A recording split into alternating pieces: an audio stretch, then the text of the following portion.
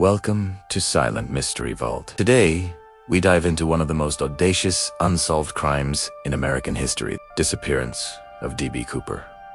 On the afternoon of November 24th, 1971, Thanksgiving Eve, passengers were boarding Northwest Orient Airlines Flight 305 in Portland, Oregon. The short flight to Seattle was supposed to be uneventful. No one could have guessed it would soon make aviation history.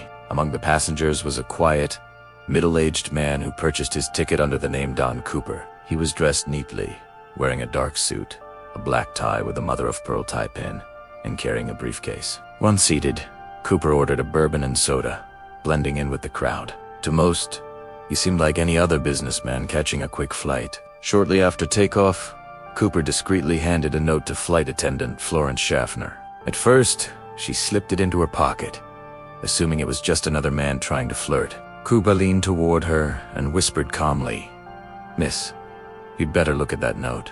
I have a bomb." The note stated that he was carrying explosives in his briefcase. To prove it, Cooper opened the case just enough for Florence to see wires and red sticks, convincing her that the threat was real. He then dictated his demands: $200,000 in cash, 4 parachutes, and a fuel truck ready to refuel the plane upon arrival in Seattle. Florence relayed the message to the cockpit, and the pilot immediately contacted Seattle Air Traffic Control, who in turn reached the FBI. The hijacking was now underway. Cooper's demeanor remained surprisingly calm and polite. He reassured the crew that as long as his demands were met, no one would be harmed. The airline and authorities quickly decided to cooperate. They began gathering the ransom money from several Seattle banks, mostly in $20 bills, marked so they could later be traced. Meanwhile, passengers had no idea their plane had been hijacked. The crew kept them calm by announcing a minor mechanical issue that would delay their landing. As the plane circled Seattle to buy time, the FBI worked frantically to meet Cooper's demands.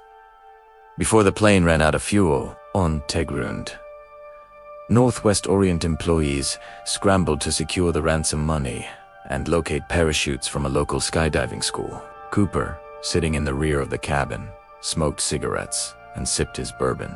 He remained collected, never raising his voice or showing signs of panic. Witnesses later described him as courteous, even offering to pay for his drinks. He seemed less like a criminal and more like a man on a carefully calculated mission.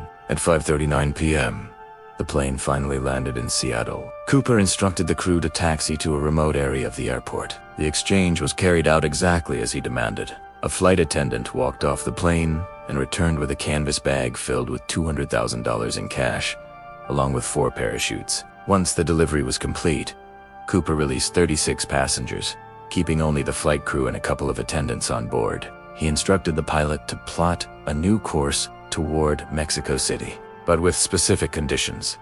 Fly at 10,000 feet, keep the landing gear down, maintain a speed of around 170 knots, and keep the cabin unpressurized. These were unusual demands, ones that suggested Cooper knew a great deal about aviation.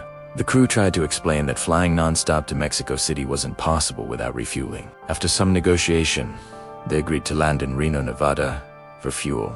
With the plan set, the Boeing 727 took off once again at 7:40 p.m. Cooper ordered the crew to remain in the cockpit and keep the curtain between them drawn. Shortly after takeoff, Cooper put on dark, wraparound sunglasses. This image, his black suit, tie, and shades, would become an enduring part of the legend. In the cabin, he began preparing for his escape. He strapped 1 parachute onto his back and secured another as a reserve. He then opened the rear staircase, a unique feature of the Boeing 727, which could lower from the tail mid-flight. The crew in the cockpit noticed pressure changes and slight vibrations, realizing that Cooper was opening the aft stairs. At around 8:13 p.m., while the plane flew through heavy rain and turbulence over the dense forests of Washington state, the crew felt the aircraft suddenly jolt upward. It was believed that this was the exact moment D.B. Cooper leaped into the stormy night sky, carrying $200,000 strapped to him. When the plane landed safely in Reno hours later, Cooper was gone. Only his black tie and tie pin were left behind on his seat. The FBI launched one of the largest manhunts in U.S. history, immediately combing the forests where Cooper was thought to have landed. But the search proved fruitless. No parachute, no body, and no trace of the ransom money were found. Investigators were baffled. Had Cooper survived the dangerous jump, or had he perished in the freezing night, his body lost in the wilderness? The media quickly seized on the story, dubbing him D.B. Cooper after a reporter mistakenly used the wrong name. The name stuck, becoming synonymous with the greatest unsolved hijacking in history. The FBI began analyzing the ransom bills, all marked with serial numbers, hoping they would resurface and lead them to Cooper. Years went by, but none of the money appeared in circulation.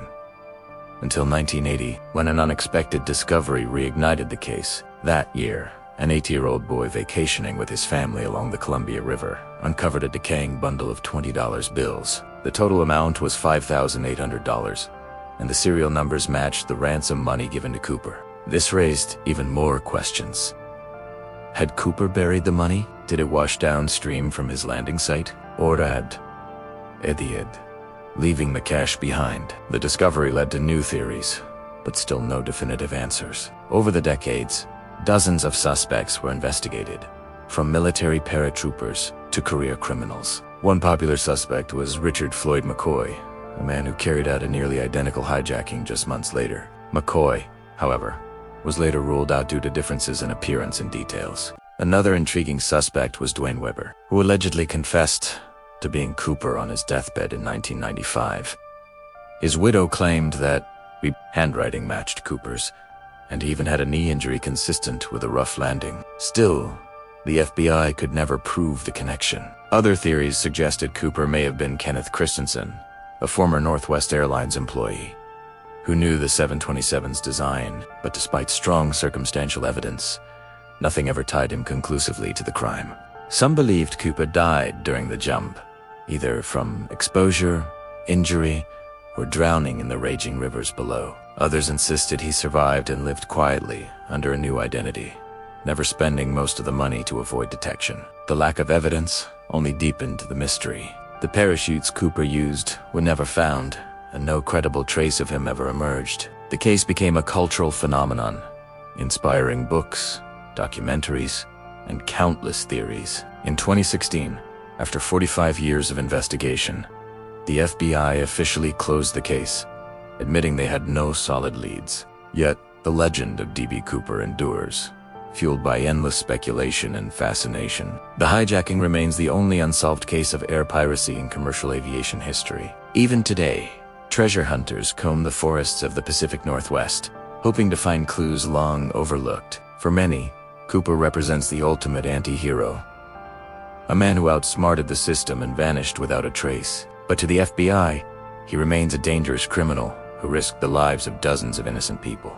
The true fate of D.B. Cooper may never be known, but his story continues to captivate imaginations around the world. What makes this mystery so enduring is not just the daring escape, but the complete absence of resolution. In an era of advanced forensics and surveillance, the idea that someone could simply disappear seems almost impossible.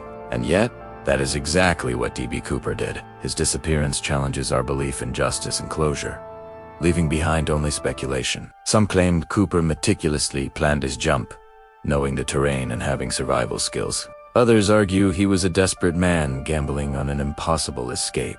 The parachute he selected was a military-issued one, suggesting he might have had training. But his decision to jump in the middle of a stormy night, with freezing winds and rough terrain below, seemed almost suicidal. Investigators often wondered, was he a master strategist or just incredibly lucky? The fact that no confirmed trace of him was ever found suggests he either succeeded brilliantly or failed tragically. The recovered money only deepened the paradox, as it hinted at survival but also suggested possible death. Some theorists even believe Cooper intentionally dropped the money as a diversion. The Columbia River discovery remains one of the strangest pieces of the puzzle. Despite decades of searching, no further money has ever been found. This adds to the possibility that most of the ransom was either lost, destroyed, or hidden in a place no one has ever reached. Even today, the ransom bills are considered priceless artifacts, occasionally surfacing in auctions or displays. Today, D.B. Cooper became something of a folk legend, a modern-day outlaw who vanished into the night.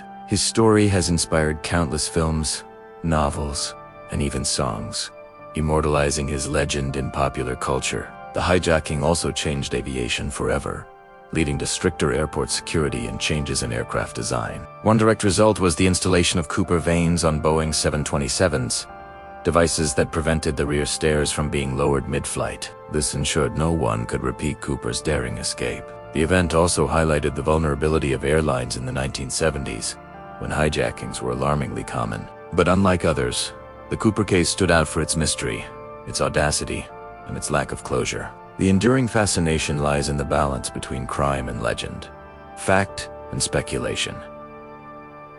To some, he remains a symbol of rebellion. To others, a reckless criminal who endangered lives. What cannot be denied is that his disappearance has cemented his place in American folklore. Every few years, new confessions or supposed deathbed admissions reignite interest, yet none have provided definitive proof, leaving the case as open as it was on that stormy night in 1971. The FBI's official closure of the case only added to the sense of mystery, as many believe the truth still lies hidden. For the families of investigators who spent their lives chasing Cooper, the lack of resolution is a lingering frustration. For storytellers, however, it is a gift, a story that refuses to die. And so, the mystery of D.B. Cooper remains unsolved, inviting us all to wonder what truly happened after he vanished into the storm.